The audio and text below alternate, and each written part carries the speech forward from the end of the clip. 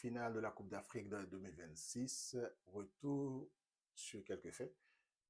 Je tiens à préciser d'entrée de jeu que mes commentaires, mes analyses se reposent sur mon jugement, mes connaissances, mes compétences et les informations que j'ai à l'instant T. Je ne cherche pas à nuire ou à plaire à une partie. Quand je me trompe, et si je me trompe, et c'était le cas sur quelques faits, eh bien, c'est fait de bonne foi. Donc, je vise l'objectivité dans mes commentaires. Certes, j'ai des préférences, j'ai des équipes que je soutiens, des joueurs que j'apprécie, mais je vise l'objectivité et j'agis de façon honnête et en toute dépendance.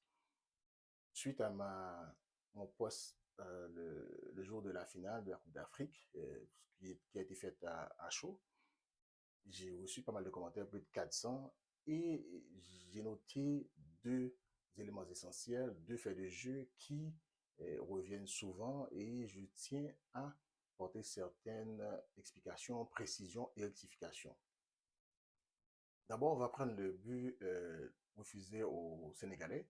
Vous avez mentionné, j'ai échangé avec certains d'entre vous sur le fait que l'arbitre a sifflé avant que le but de Sénégal soit inscrit.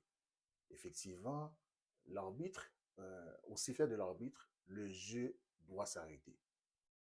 Donc, si on prend la séquence, c'est-à-dire il y avait le duel entre le défenseur et le défenseur du Maroc et l'attaquant du Sénégal, je pense que c'est 91e minute et 39 secondes.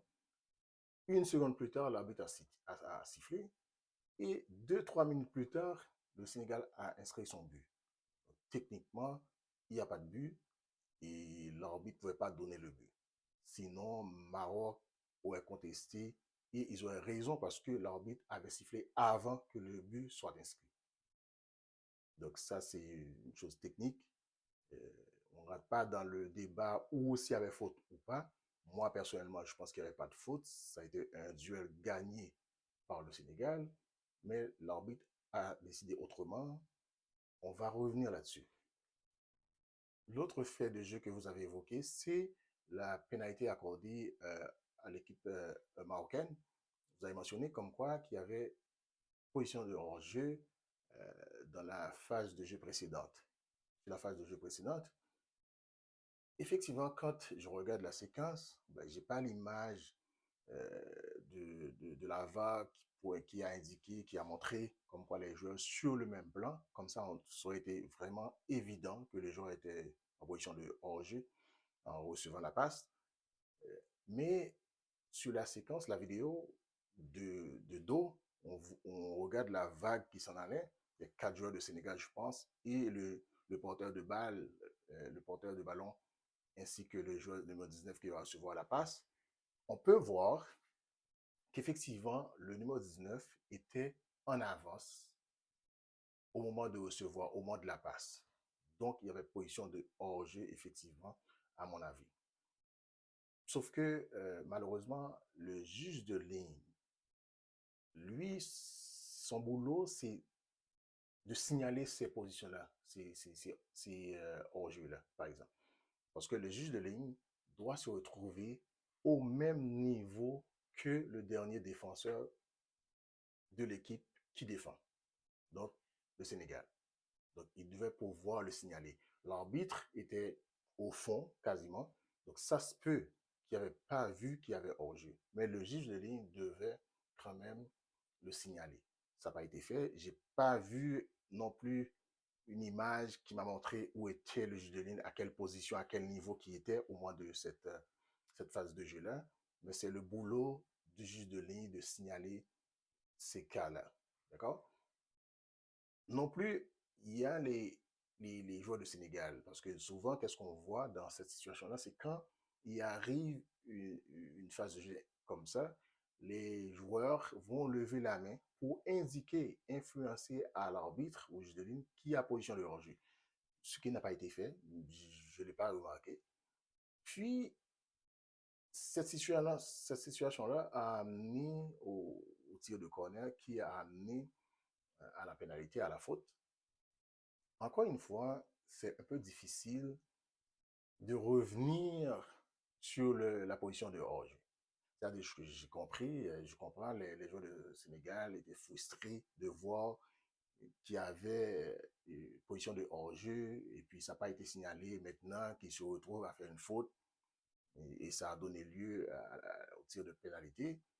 Mais ça a été très difficile pour l'arbitre d'aller consulter. Le VAR ne donne pas, c'est comment je vais dire, dans les règlements de la FIFA même, on ne peut pas remonter quand on a déjà passé quasiment 2 phases de jeu. C'est-à-dire qu'il y avait position de hors-jeu, c'est vrai, mais les joueurs n'ont pas protesté vraiment comme le cas de Diaz sur la pénalité qui a protesté jusqu'à ce que l'arbitre est allé voir la séquence vidéo, la reprise. Donc, les joueurs de Sénégal n'avaient pas protesté autant. Ils ont accepté le corner soit tiré, puis là, il y a une faute, il y a la pénalité.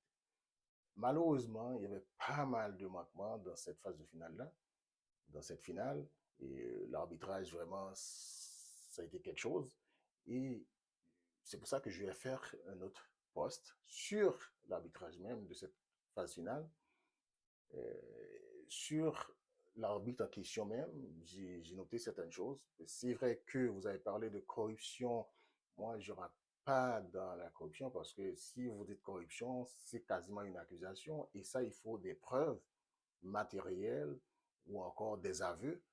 Tel n'est pas le cas.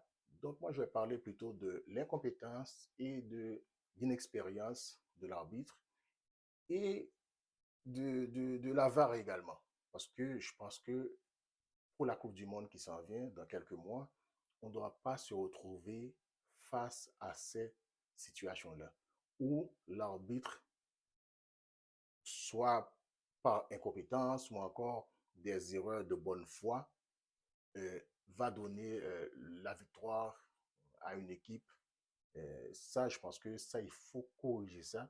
La FIFA doit faire quelque chose et moi, j'ai des propositions pour ça. Et dans mon prochain post, je vais en parler largement de l'arbitrage. Et puis, autre chose, ça concerne effectivement certains comportements. J'avais parlé en gros et en large de ça, du comportement du sélectionneur. Il y a certaines personnes qui sont pas contents, mais il faut dénoncer les comportements des gens qu'on aime, qu'on apprécie. Il faut les dénoncer.